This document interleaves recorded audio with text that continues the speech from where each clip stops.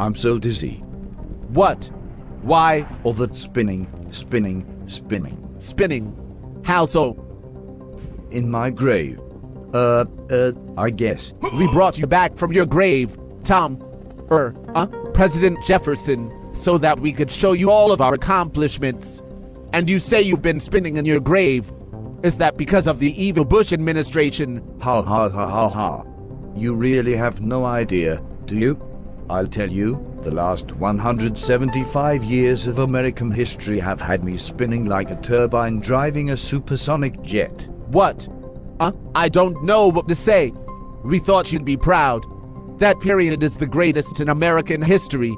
Military supremacy, the Federal Reserve and the personal income tax, unification of the country into one nation by the Civil War and by popular election of senators, public indoctrination, education, globalism, enhancement of the federal police power, social security, the drug war, the war on poverty, economic growth and technological advancement. Well, finally you got to a couple of things I can praise, but all those developments you mentioned before economic growth were terrible, with nasty impacts on the prosperity and general well-being of the American population. Moreover, your extra-constitutional, illegal, regulatory agencies, with their so-called rules which are nothing but laws in a not very clever verbal disguise, are destroying even the economy and technological development. Those rules are illegal, a violation of the separation of powers we wrote into the Constitution. Only Congress can legally write laws. And worse, the regulatory power is a great opportunity for mischief and corruption. The regulators write and selectively enforce their rules in favor of certain, probably paying, entities at the expense of anything and everything virtuous, most especially the common man and his freedoms. What are you saying? What I'm saying, Mr. President Obama, or whatever your name really is. Probably Frank Marshall Davis Jr. What I'm saying is that you preside. Actually you're the chief propagandistic apologist for a cesspool of tyranny. I'm saying that my friends who crafted the first 10 amendments to the Constitution did so to put a stop to exactly what you and many others are trying to do.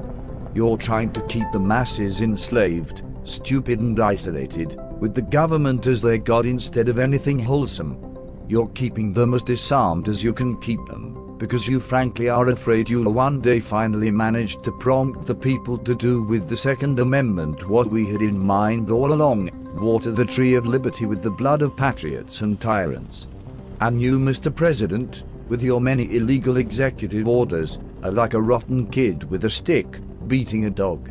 You're destroying the country by defying the Constitution and oppressing the people. The Constitution? That piece of paper? I thought you'd be... You thought I'd be what? Full of shit like you? Say one thing and do another. You thought I was a politician. I am not. I am one of a few who in the 18th century figured out what really was sustainable. A word that you clowns today who think to unify the world bandy about like drunken sailors. You don't even know what it means. I did. Many of my countrymen at the time of the founding did as well. We understood it because we studied and really grasped history and the dynamics that accompany human nature. And you, with your Harvard degree, you know nothing. Worse, you're a puppet on a string. The very string we cut when we jumped ship from England. You and your country are now pawned by the Bank of England and other tyrants of the millennia. Jackson kicked them out. Risked his life to do it too. Lincoln, evil or not for his tactics and at least flawed strategy, defied them and knew he was at great risk, as did Kennedy. You, Mr. Oath-breaking president, have none of their moxie. Tom, we are not on a first-name basis, Mr. President, Mr. Traitor. You and Congress should be put on trial for presuming authority you do not legitimately hold because it has not been granted to you by the Constitution, and for furthering crimes committed by the scum of the millennia through transnational and mega-corporations, and all out lying your asses off. This applies to almost all presidents and Congresses, even John Adams before me. But who will prosecute? No one. That tree. This interview is over.